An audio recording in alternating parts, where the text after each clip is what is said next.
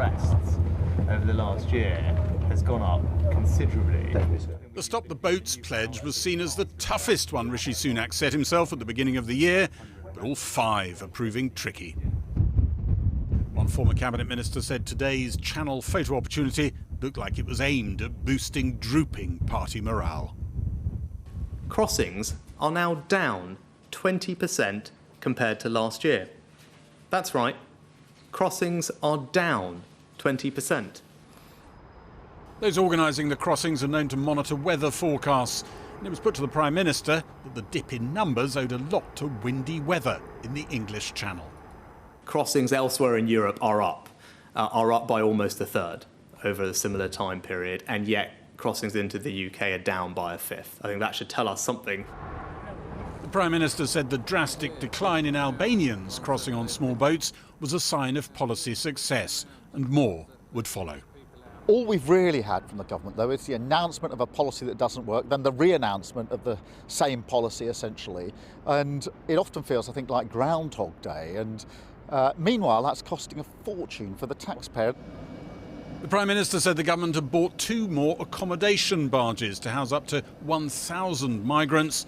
That, he said, would relieve pressure on communities and hotels.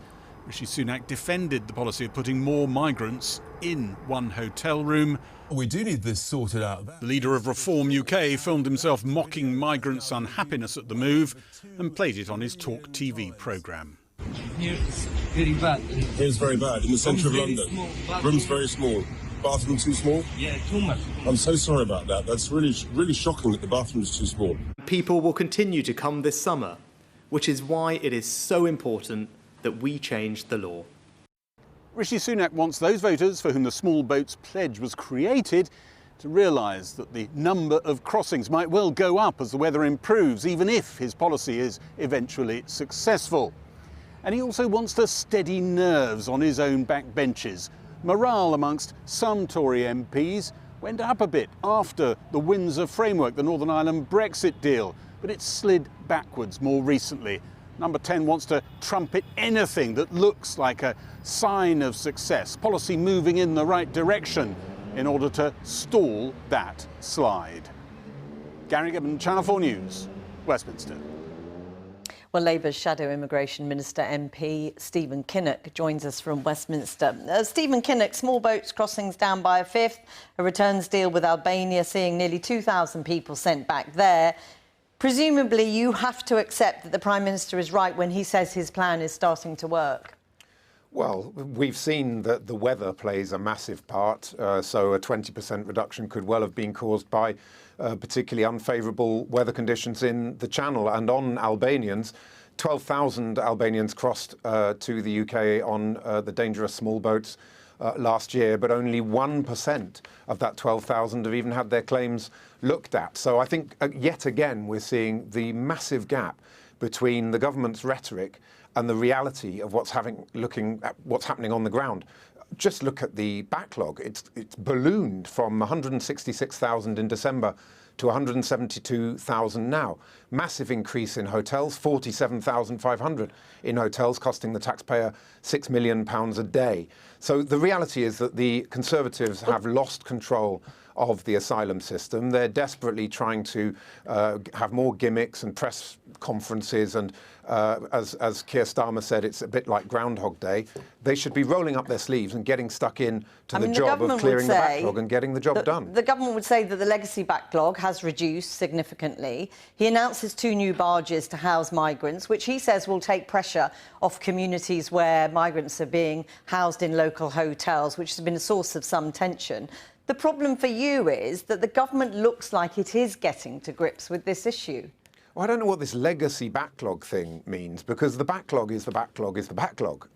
There are 172,000 people in the backlog, and it's gone up by since December from 166,000. In terms of where Labour is on this, it's very clear. We have a 5-point plan.